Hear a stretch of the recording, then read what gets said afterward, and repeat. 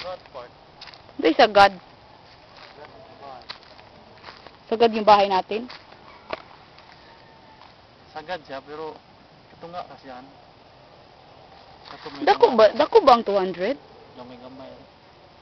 Ang bayar, Johnny Park. Di siya kuan. Ang bayar.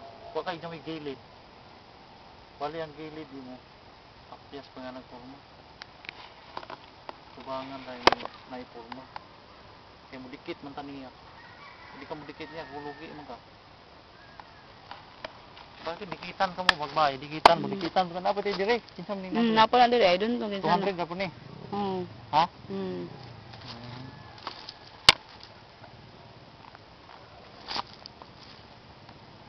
Pero man eh, kanang kinanpa na rin may tagbo. Ay kung ilan yung bulyo so patago, di ba na problema? Kaya lang ang bahay na yung may forma, di pa na makadesign sa gilid. Firewall pa nga na po mo. Firewall. Hindi na dito kahimo og kuan pa. Nang 100. Oh. Di ang sa Antipolo ba ya port kay 120? Iba mas style nga nito, pataas man. Ang mapahimo ka dito sa mga mataran, kalip na yung bahay. Dito ang atong balay una, sa likod sila. So, na pag-agi.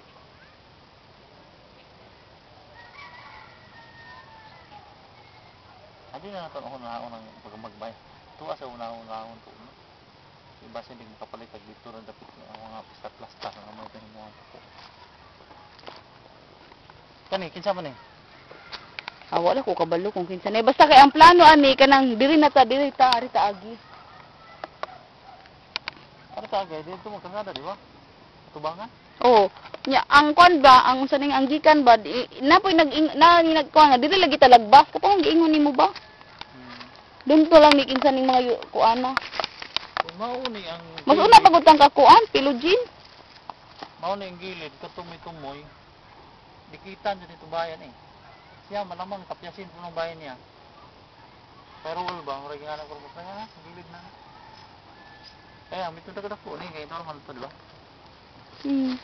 So dako gud siya pa. Dako man siya imposible kayo. Papapunta siya doon. Kung paharap bahay natin doon, malaki.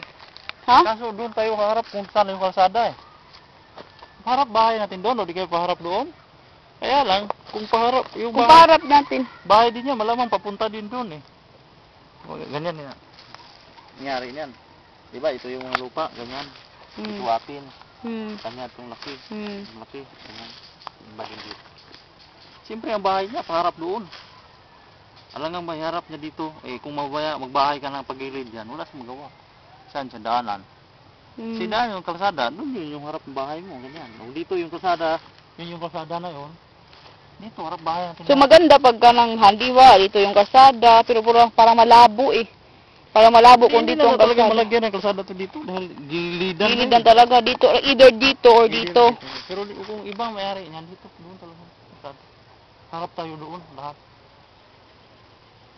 Tayo harap lahat doon. Kaya bahay mo, harap talaga doon lahat. Kaya mangyari sa bahay mo, ganyan. Una na natin yung bahay dyan, banda. Dito sa likod, kuhan lang, next time na lang.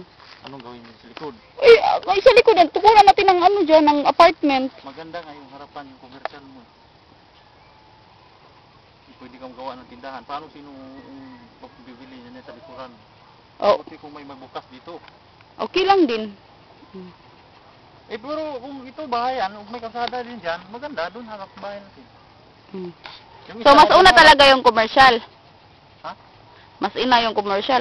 Eh, paano pag lagyan pa rin ng kalsada dito? Kung ito lagyan ng kalsada, ay... kabilaan. Oh. Harap tayong bahay, harap doon ng commercial. Nasa likod. Kaya lang, sa technical construction, walang nakasulat dito? Wala pa. Ang malahon, hindi ito. Private to. Feeling ko nga private yan. Kasi talaga tignan mo nga ang forma niya. Paano nagkatural na siya pag ganyan. Private ito. Dito kasama. Kasi dito siguro kasama papunta doon. Pero ito, hindi na kasama. Kasama to doon. Dugtong to doon.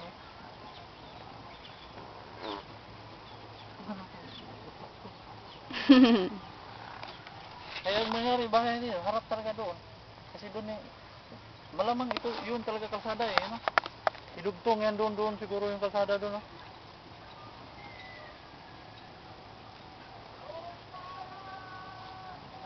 Iwan lang, kung ito, may-ari ba ito? Itong gilid na? Parang kalsada rin yan part.